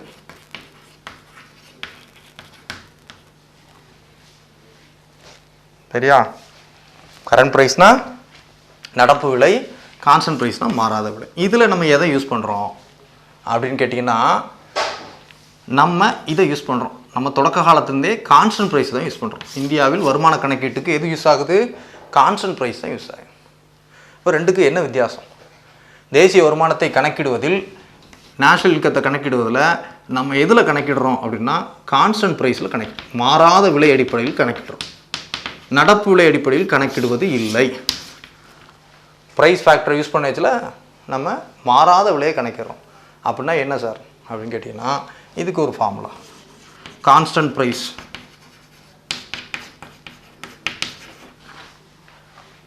என்பது கரண்ட் ப்ரைஸிலிருந்து இன்ஃப்ளேஷனை கழிக்க கிடைப்பது. இன்ஃப்ளேஷன் என்னது? பணவீக்கம். பணவீக்கம் என்னது? விலைவாசி உயர்வு. அதாவது நடப்பு விலையிலிருந்து பணவீக்கம், அதாவது விலைவாசியை கழிக்க கிடைப்பது மாறாத விலை. நாம் வருமான கணக்கீட்டை மாறாத விலை அடிப்படையில் கணக்கிடுகிறோம். இதைத்தான் யூஸ் பண்ணுறோம். இதை யூஸ் பண்ணலை, கரண்ட் ப்ரைஸை யூஸ் பண்ணலை, கான்ஸ்டன்ட் ப்ரைஸை தான் யூஸ் பண்ணுறோம். அப்படின்னா என்னென்னா, பொதுவாக என்னோடய வருமானம் கூட்டிகிட்டே போகுது. இன்கேஸ் பாருங்கள், 2011-12 என்னுடைய வருமானம் 20,000, 2020-21 என்னுடைய வருமானம் 60,000 அப்படின்னு வைங்க. ஆனால் அப்போ 20,000 இருந்தப்போ என்னால் மிச்சம் பிடிக்க முடிஞ்சது. இப்போ 60,000 உள்ளப்போ என்னால் மிச்சம் பிடிக்க முடியலை. என்ன காரணம்? விலைவாசி கூடியிருக்கு. அப்போ என்னுடைய உண்மையான வருமானம் பெருகலை. விலைவாசி கூட போய் எனக்கு பெருகிற மாதிரி தெரியுது, ஆனால் விலைவாசி அதை விட கூட போகுது. இதுதான் பொருள்.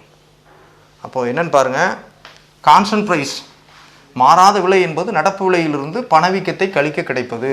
அல்லது இங்கிட்டு ரிவர்ஸ் பண்ணி போடுங்க. ரிவர்ஸ் பண்ணினா என்ன ஆகும் பாருங்கள், ரிவர்ஸ் பண்ணி போடுங்க. பாருங்கள், கான்ஸ்டன்ட் ப்ரைஸ் ப்ளஸ் இன்ஃப்ளேஷன், பணவீக்கம் சேர்த்தா என்ன கிடைக்குது? கரண்ட் ப்ரைஸ் கிடைக்குது. இப்படி கூட போடுறது பாருங்கள். தற்போது ஒரு பொருளுடைய விலை என்னன்னு பாருங்கள். இன்கேஸ் வைங்க, தங்கத்தோட விலை இப்போ சவரன் 8 கிராம் 30,000 வைங்க. 30,000 சரியா? ஆனால் 2011-12 இதனுடைய விலை 15,000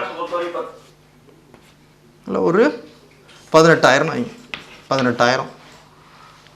இதனுடன் இன்ஃப்ளேஷன் கூடுது. பணவீக்கத்தின் காரணமாக தற்போது அதனுடைய விலை 30,000 அப்படின்ற அளவில் இருக்குது. எக்ஸாம்பிளுக்கு தான் கோல்டு பார்க்குறோம்.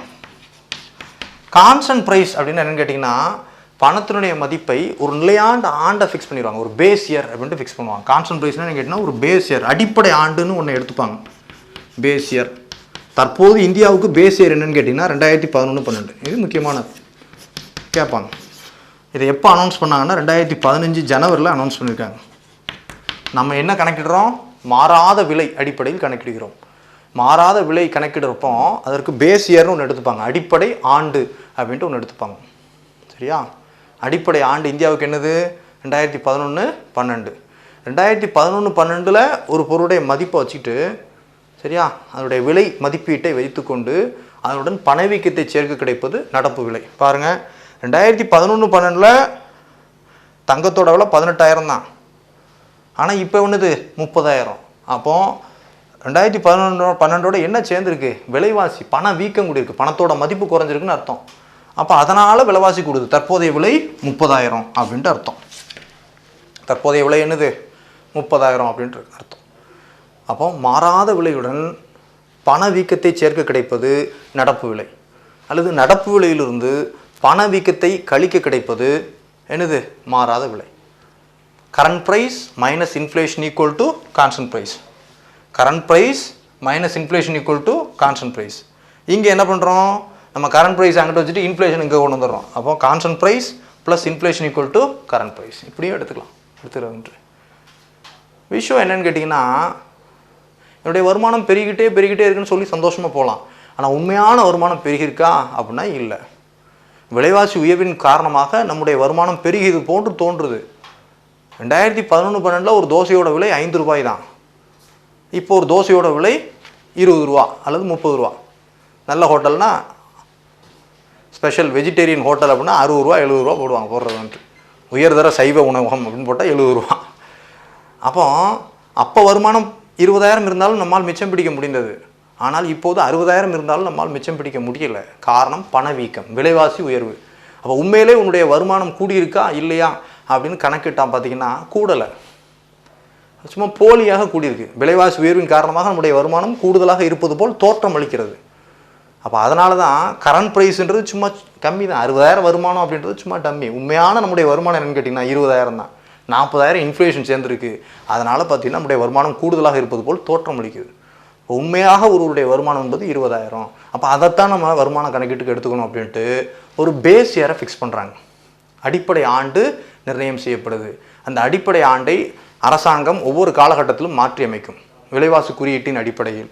நம்முடைய அடிப்படை ஆண்டு என்னன்னு கேட்டிங்கன்னா, கான்ஸ்டன்ட் ப்ரைஸை கணக்கிடுறதுக்கான அடிப்படை ஆண்டு என்னன்னு கேட்டிங்கன்னா 2011-12. இந்த 2011-12 கான்ஸ்டன்ட் இயராக வச்சுப்பாங்க. சரியா? கான்ஸ்டன்ட் இயர் ப்ரைஸாக வச்சுருப்பாங்க. இதில் விலைவாசி குறியீட்டு எண்ணு ஒன்று இருக்கும், ப்ரைஸ் இண்டெக்ஸ் ஒன்று இருக்கும். சரியா? அந்த ப்ரைஸ் இண்டெக்ஸ் அடிப்படையில் தான் கணக்கிடுவாங்க. இன்கேஸ் தங்கத்தோடு ஒப்பிட்டு பார்க்கலாம், அல்லது அமெரிக்க டாலரோடு ஒப்பிட்டு பார்க்கலாம், முன்ன வந்து பார்த்தீங்கன்னா அமெரிக்க டாலருடைய மதிப்பு 50 ரூபா 60 ரூபா தான் இருந்துச்சு 2011-12. ஆனால் இப்போ அமெரிக்க டாலருடைய மதிப்பு 75 ரூபா வந்துருச்சு. அவங்களுடைய மதிப்பு கூடியிருக்கு, அதற்கு நிகரான இந்திய பணத்துடைய மதிப்பு குறைஞ்சிருக்குன்னு அர்த்தம். சரியா? அப்போ அந்த பீரியடில் உள்ள அமெரிக்க டாலர் மதிப்பு அடிப்படையில் தான் நம்ம கணக்கிடணும். கணக்கிட்டா அதுதான் கான்ஸ்டன்ட் ப்ரைஸ். தற்போது உள்ள பீரியடில் உள்ள அமெரிக்க டாலருடைய மதிப்பில் கணக்கிடுறோம். பாருங்கள், ஒரு 10 பொருள் உற்பத்தி பண்ணியிருக்கோம். ஒரு பொருளுடைய மதிப்பு 2011-12 50 ரூபா. அதாவது ஒரு பொருளுடைய மதிப்பு $1 50 ரூபா. அப்போ என்னாச்சு? அந்த பொருளுடைய மதிப்பு என்னாச்சு? $5000 தான் ஆச்சு.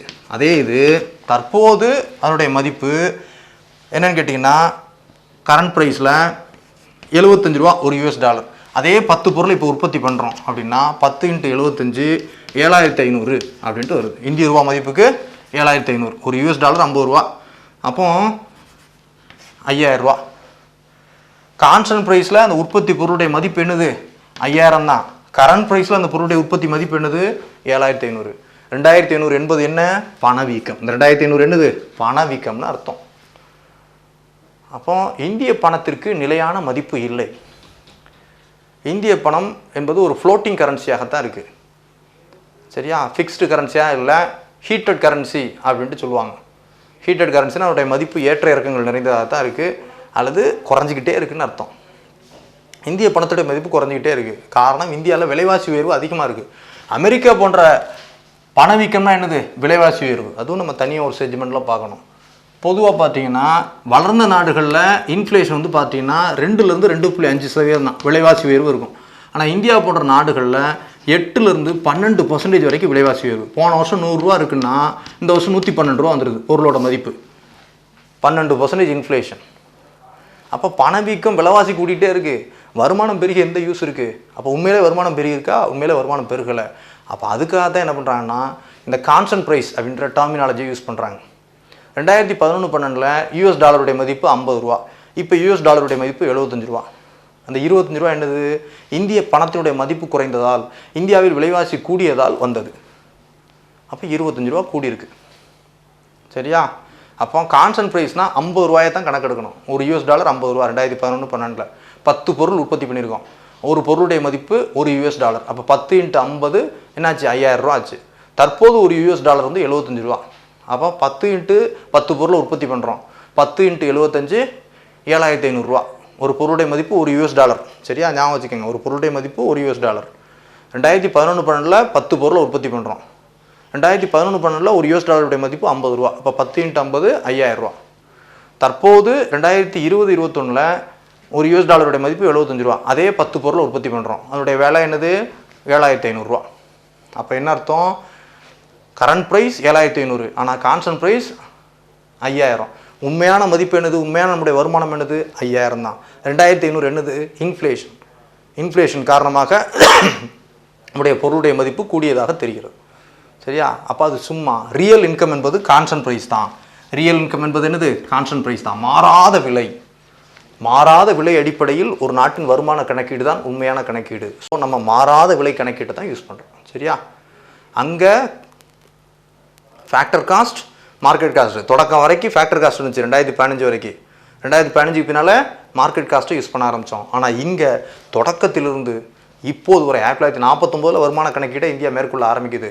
அதிலிருந்து இப்போ வரைக்கும் நம்ம எதை தான் யூஸ் பண்ணுறோம்? கான்ஸ்டன்ட் ப்ரைஸை தான் யூஸ் பண்ணுறோம். கரண்ட் ப்ரைஸை சும்மா டம்மி கால்குலேஷனுக்காக எடுத்துக்கிறோம். ஆனால் கான்ஸ்டன்ட் ப்ரைஸ் கணக்கீடு தான் இந்தியாவுடைய கணக்கீடாக இருக்குது. மாறாத விலை அடிப்படையில் கணக்கிடுகிறோம். இங்கே நாம் ஞாபகம் வைத்துக்கொள்ள வேண்டிய ஃபார்முலாஸ் என்ன அப்படின்னு கேட்டிங்கன்னா, constant price equal to current price minus inflation. ஒரு ஃபார்முலா ஞாபகம் வச்சுக்கலாம். மாறாத விலை ஈக்குவல் டு நடப்பு விலை மைனஸ் இன்ஃப்ளேஷன். அடுத்ததா கான்ஸ்டன்ட் ப்ரைஸ். ஸோ அப்போ current price equal to constant price plus inflation. நடப்பு விலை என்பது மாறாத விலையுடன் பணவீக்கத்தை, இன்ஃப்ளேஷனை சேர்க்க கிடைப்பது. இந்த 2 ஃபார்முலா ஞாபகம் வச்சுக்கலாம். அடுத்து இந்தியா என்ன மெத்தடை யூஸ் பண்ணுறோம்னா, கான்ஸ்டன்ட் ப்ரைஸ் மாறாத விலையை தான் யூஸ் பண்ணுறோம். மாறாத விலைக்கு என்பது ஒரு அடிப்படை ஆண்டு அரசாங்கம் நிர்ணயம் பண்ணுது. அடிப்படை ஆண்டு நமக்கு என்ன? 2011-12. நம்முடைய இந்தியாவுடைய பேஸ் இயர் என்னது? 2011-12. இந்த 2011-12 என்று அடிப்படை ஆண்டை சொன்ன வருஷம் எந்த வருஷம்? 2015 ஜனவரி. இதுக்கு முன்னால் நம்முடைய அடிப்படை ஆண்டாக என்ன வருஷம் இருந்துச்சுன்னா 2004-05 இருந்தது. இதை 2015ஆம் ஆண்டில் 2011-12 என்று மாற்றினார்கள். சரியா? இவ்வளோ தான் இதில் நம்ம ஞாபகம் வச்சுக்க வேண்டிய விஷயம். சரியா? அப்போ உற்பத்தி அடிப்படையில் வருமான கணக்கீடு ஜிடிபி, ஜிஎன்பி, என்டிபி, என்என்பி இதெல்லாம் பார்த்தோம். அந்த ஜிடிபியை எப்படி கணக்கிடுறோம்? மார்க்கெட் ப்ரைஸ் அடிப்படையில் கணக்கிடுறோமா அல்லது ஃபேக்டர் காஸ்ட், ஸோ உற்பத்தி விலை அடிப்படையில் கணக்கிடுறோமா அப்படின்னா தற்போது 2015க்கு பின் மார்க்கெட் காஸ்ட் அடிப்படையில் தான் கணக்கிறோம். அடுத்ததான் உண்மையான வருமான கணக்கீட்டுக்காக நம்ம கான்ஸ்டன்ட் ப்ரைஸ், கரண்ட் ப்ரைஸ் அப்படின்ற கான்செப்டை யூஸ் பண்ணுறோம். இதில் கான்ஸ்டன்ட் ப்ரைஸா கரண்ட் ப்ரைஸா அப்படின்னா நம்ம கான்ஸ்டன்ட் ப்ரைஸ் மெத்தட் தான் யூஸ் பண்ணுறோம். சும்மா டம்மியாக கரண்ட் ப்ரைஸ்லையும் கால்குலேட் பண்ணுறோம், ஆனால் கான்ஸ்டன்ட் ப்ரைஸ் தான் நமக்கான மெத்தடாக இருக்குது. சரியா? கான்ஸ்டன்ட் ப்ரைஸ் என்பது ஒரு அடிப்படை ஆண்டு அடிப்படையில் நம்முடைய மதிப்பை கணக்கிடுவது. சரியா? அதுக்கு உதாரணமாக உண்மை வருமான கணக்கீடு அப்படின்ற ஒரு கணக்கீடு இருக்குது. அது என்னன்றதை நம்ம பார்த்துட்டா அதில் நீங்கள் கிளியர் கட்டாக ஆகிடுவீங்க. அப்போ நம்ம பார்த்தோம், கரண்ட் ப்ரைஸுக்கும் கான்ஸ்டன்ட் ப்ரைஸுக்கும் பார்த்தோம். இதில் பார்த்தீங்கன்னா உண்மையான வருமானம் அப்படின்றது கான்ஸ்டன்ட் ப்ரைஸ் தான். சரியா? ஒரு நாட்டினுடைய ரியல் இன்கம், உண்மை வருமானம் என்பது கான்ஸ்டன்ட் ப்ரைஸ் அடிப்படையில் கணக்கிடுவது தான். அப்போ இதுக்கு பார்த்தீங்கன்னா பொதுவாக நம்மளுக்கு கரண்ட் ப்ரைஸில் கண்டுபிடிச்சிட்டு கான்ஸ்டன்ட் ப்ரைஸுக்கு மாற்றிக்கிறோன்ட்டு. அதுக்கான ஃபார்முலா பாருங்கள். கான்ஸ்டன்ட் ப்ரைஸில் ஒரு நாட்டின் தேசிய வருமானத்தை கணக்கிடுவது எவ்வாறு?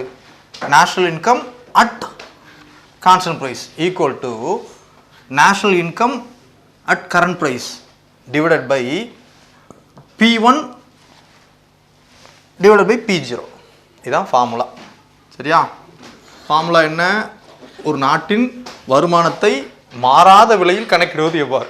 How to calculate national income under constant price. அதுக்கான ஃபார்முலா என்னது? நேஷ்னல் இன்கத்தை கரண்ட் ப்ரைஸில் கண்டுபிடிங்க. கண்டுபிடிச்சிட்டு P1 P0வால் டிவைட் பை P0வால் இதை டிவைட் பண்ணுங்க அப்படின்ட்டு தான் இருக்குது. இது P1னா என்னென்னா நடப்பு ஆண்டுக்கான விலை குறியீடு, கரண்ட் இயருக்கான ப்ரைஸ் இண்டெக்ஸ். P0னா என்னென்னா பேஸ் இயருக்கான ப்ரைஸ் இண்டெக்ஸ், பேஸ் இயருக்கான ப்ரைஸ் இண்டெக்ஸ். ஸோ தேசிய வருமானம் அட் நிலையான விலை. அதாவது நிலையான விலைன்னா நம்ம இப்போ கணக்கெடுப்புக்கு என்ன பண்ணிக்கலாம்னா 2011-12 உள்ள விலையின் அடிப்படையில் தேசிய வருமானம் நடப்பு விலை, அதாவது 2020-21க்கான வருமானம் divided by P1 by P0. அப்படின்னா P1னா நடப்பாண்டுக்கான விலை குறியீடு என்னது? 2020-21க்கான விலை குறியீடு டிவைடட் பை 2011-12க்கான விலை குறியீடு. இப்படி தான் நம்ம கணக்கில் எடுக்கணும். ஏன்னா பேஸ் இயர் நம்ம அரசாங்கம் எதை அறிவிச்சிருக்கு? 2011-12 தான் அறிவிச்சிருக்கு. நம்ம எக்ஸாம்பிள் பார்த்தோம். என்ன பார்த்தோம்? இந்தியாவுடைய ஒரு பொருளுடைய மதிப்பை நிலையான கரன்சி, ஒரு ஹாட் கரன்சி மதிப்பு அடிப்படையில் தான் கணக்கிடணும், நல்ல மதிப்புள்ள கரன்சி. அப்போ அமெரிக்க டாலர் எடுத்துக்கோங்க. 2011-12 அமெரிக்க டாலருடைய மதிப்பு என்ன பார்த்தோம்? ஒரு 50 ரூபா அப்படின்னு பாருங்கள். 50 ரூபாய் ஒரு யூஎஸ் டாலர் 2011-12 50 ரூபா. சும்மா எக்ஸாம்பிளுக்கு தான், முன்ன பின்ன வேரியேஷன் இருக்கலாம். இப்போ 2020-21 இதனுடைய விலை 75 ரூபா. ஒரு யூஎஸ் டாலருடைய விலை 75 ரூபா. இப்போ இன் கேஸ் பாருங்கள், இப்போ நம்முடைய வருமான கணக்கீடு நடப்பு ஆண்டில் இந்த வருமான இதாகிடு தான் நம்ம என்ன பண்ணிக்கலாம் அப்படின்னா 2011 ப்ரைஸ் இண்டெக்ஸாக வச்சுக்கலாம். P0 இதை என்ன வச்சுக்கலாம்? P0 அப்படின்னு வச்சுக்கலாம். 2011 P0 பேஸ் இயருக்கான ப்ரைஸ் இண்டெக்ஸ் என்னது? 50 ரூபா. 2019 கரண்ட் இயர், இதுக்கான இது P1. அப்போ இப்படி எடுத்துக்கோங்க. இப்போ கணக்கு பண்ணுங்கள். இப்போ நடப்பாண்டுக்கான தேசிய வருமானம் கண்டுபிடிச்சாச்சு. நம்ம எல்லாம் சேர்ந்து உற்பத்தி பண்ண பொருளுடைய மதிப்பு நடப்பாண்டு. இப்போ என்னுடைய வருமானம்னா 60,000 சேருது தேசிய வருமானத்தில். அப்போ நடப்பு விலையில் தான் என்னோடய வருமானம் எனக்கு தெரியும். 2011-12 உள்ள பணத்தின் மதிப்பீடுகளை அடிப்படையில் இப்போதைய எனது ஆண்டு வருமானம் எனக்கு கணக்கிட தெரியாது. அதே மாதிரி தான் தேசத்தோட ஆண்டு வருமானத்தை கரண்ட் ப்ரைஸில் கால்குலேட் பண்ணுறாங்க. கால்குலேட் பண்ணிட்டு இதுக்கு மாற்றிடுறாங்க, மாறாத விலைக்கு மாற்றிடுறாங்க. உண்மையான வருமானம் அதுவா? இல்லை, இதில் இன்ஃப்ளேஷன் சேர்ந்துருக்கு. அப்போ என்ன அப்படின்ட்டு கண்டுபிடிக்கிறாங்க. இன்கேஸ் பாருங்கள், தற்போது 2020-21க்கான கான்ஸ்டன்ட் ப்ரைஸில் மாறாத விலையில் வருமானத்தை கண்டுபிடிக்கணும். கரண்ட் ப்ரைஸுக்கான வருமானம் நம்மகிட்ட இருக்குது. 2020-21 இன்கேஸ் பாருங்கள், ஒரு 1,50,000 நாட்டு வருமானம், 1,50,000 கோடின்னு வச்சுக்கோங்க. 1,50,000 crores, லேக் க்ரோர்ஸ் நம்ம விட்டுருவோம் கணக்கீட்டுக்காக. இதுதான் கரண்ட் ப்ரைஸ். இதில் P1 என்ன? 2011-12 50. P1 என்னது 75. தற்போதைய விலை குறியீடு 75. 2011-12 விலை குறியீடு எவ்வளவு? 50. அப்போ கணக்கிடுங்க. என்ன ஆகுது, என்ன வரும், இங்கிட்டு ரிவர்ஸ் ஆயிரும். அப்போ 1,50,000 1,50,000 கோடிகள் அப்படின்னா இன்ட்டு இது ரிவர்ஸ் ஆயிருமா. அப்போ என்ன ஆகுது, 50 / 75 மாறிடும். அப்போ பாருங்கள், 2000 பெருக்கல் 50 என்னாச்சு, 1,00,000. அப்போ கான்ஸ்டன்ட் ப்ரைஸில் நாட்டோட வருமானம் என்னது தான், 1,00,000 தான். கரண்ட் ப்ரைஸில் தான் 1,50,000. அப்போ கிட்டத்தட்ட 150% ஹைக், அதாவது 50% ஹைக் ஆகிருக்கு அப்படின்ட்டு அர்த்தம். உண்மையான வருமானம் அவ்வளோதான். அப்போ என்னோடய வருமானம் என்னவாக இருந்திருக்கும், 2011-12 அடிப்படையில் என்னோடய வருமானம் கணக்கிட்டேன். இப்போ என்னுடைய வருமானத்தை கணக்கிடுறோம். என்னுடைய வருமானம் இப்போது பாருங்கள், என்னுடைய வருமானம் இப்போ 60,000 அப்படின்னா ஏற்கனவே எவ்வளோ ஹைக் இருந்திருக்கு, இப்போ 50% ஹைக். அப்போ என்னுடைய உண்மையான வருமானம், ரியல் வருமானம் 40,000 தான், ப்ளஸ் 20,000 இன்ஃப்ளேஷன் சேர்த்தா என்னுடைய வருமானம் 60,000 அப்படின்ட்டு நம்ம எடுக்க முடியும். இன்னொருடா பாருங்கள், நாட்டு வருமான கணக்கீடு நடப்பு விலையில் தான் கணக்கிட முடியும். ஆனால் நடப்பு விலையில் கணக்கிடுறது உண்மையான வருமானம் கிடையாது, ஏன்னா இதில் இன்ஃப்ளேஷன் சேர்ந்துருக்கு. அப்போ என்ன பண்ணுறோம், நாட்டு வருமானம் நடப்பு விலையில் உள்ளதை வச்சுக்கிட்டு டிவைடட் பை P1/P0 போடுறோம். P1 என்னது, தற்போதைய விலை குறியீடு. P0 என்னது, 2011-12 உள்ள விலை குறியீடு.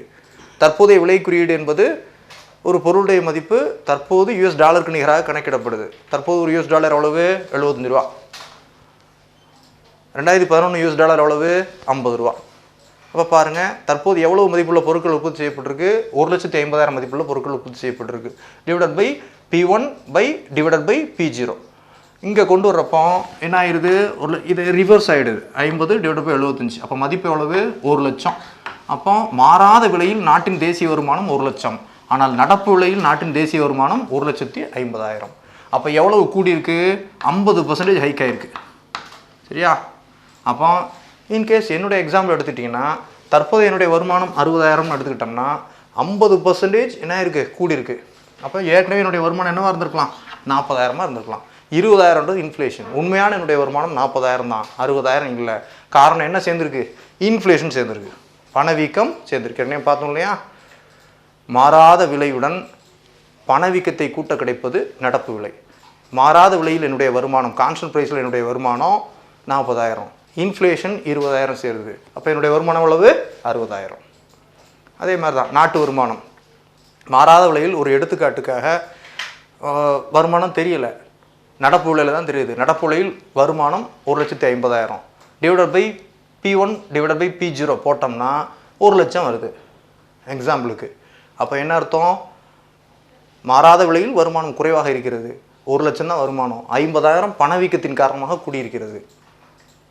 அப்போது 1,50,000 தற்போது தோற்றமளியுது கரண்ட் ப்ரைஸ்.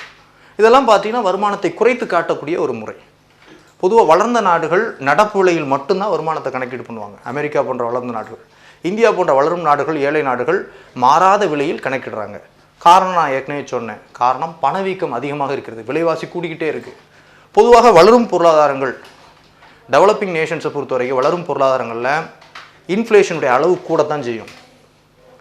சரியா, வளர்ச்சி வீதம் அதிகமாக இருக்கும், இன்ஃப்ளேஷனும் அதிகமாக இருக்கும். ஆனால் வளர்ந்த நாடுகளிலும் ஏழை நாடுகளிலும், அமெரிக்கா போன்ற வளர்ந்த நாடுகளிலும் கென்யா போன்ற ஏழை நாடுகளிலும் இன்ஃப்ளேஷன் மிக குறைவாக இருக்கும், ஜிடிபியும் குறைவாகத்தான் இருக்கும், 2%, 3% இருக்கும். எக்ஸாம்பிள் சிம்பிளாக பாருங்கள், நீங்கள் பேங்க்குக்கு போனீங்கன்னா ரேட் ஆஃப் இன்ட்ரெஸ்ட் எவ்வளோ இருக்குது, டெபாசிட்டுக்கு 6%, 7% கொடுப்பாங்க இந்தியாவில். அமெரிக்காவில் பேங்க்கில் போய் டெபாசிட் பண்ணிங்கன்னா 2%, 3% தான் கொடுப்பாங்க. காரணம் அங்கே வளர்ச்சி விகிதம் குறைவு, பணவீக்கம் குறைவு. இங்கே வளர்ச்சி விகிதமும் கூட, பணவீக்கமும் கூட. ஆனால் உண்மையான வருமான மதிப்பு கிடையாது, பணவீக்கத்தின் காரணமாக டம்மியான மதிப்பு, இன்ஃப்ளேஷன் சேர்ந்து தோற்றம் அளிக்குது. அதனால் இப்படி கணக்கு பண்ணுறோம். சரியா. ஆனால் நம்ம கான்ஸ்டன்ட் ப்ரைஸில் கணக்கு பண்ணுறது தான் சரி. ஆனால் கான்ஸ்டன்ட் ப்ரைஸில் கணக்கிடுவது நம்முடைய வருமானத்தை குறைத்து காட்டுகிறது, கரண்ட் ப்ரைஸில் கணக்கிடுவது வருமானத்தை கூட்டி காட்டுகிறது. அமெரிக்கா கரண்ட் ப்ரைஸில் கணக்கிட்டு அதனுடைய வருமானம் ரொம்ப இருப்பதாக காட்டுறாங்க, நம்ம கான்ஸ்டன்ட் ப்ரைஸில் கணக்கிட்டு நம்முடைய வருமானம் குறைவாக இருப்பதாக காட்டுகிறோம். இதுதான் வித்தியாசம். சரியா. ஆனால் உண்மையான வருமானம் என்பது என்னது, கான்ஸ்டன்ட் ப்ரைஸ் தான். விலைவாசி கூட போய் நமக்கு இப்படி தெரியுது அப்படின்ட்டு சொல்கிறது தான் இந்த எடுத்துக்காட்டு. அப்போ உற்பத்தி அடிப்படையில் வருமான கணக்கீடு, அது சார்ந்த விஷயங்கள்லாம் நம்ம பார்த்தோம். இப்போ சிம்பிளாக ஒரே ஒரு இது மட்டும்தான், செலவின் அடிப்படையில் வருமான கணக்கீடு. வரவின் அடிப்படையில் வருமான கணக்கீடும் ஈஸியான விஷயம்தான். சுரேஷ் IAS அகாடமி, வெற்றியின் முகவரி.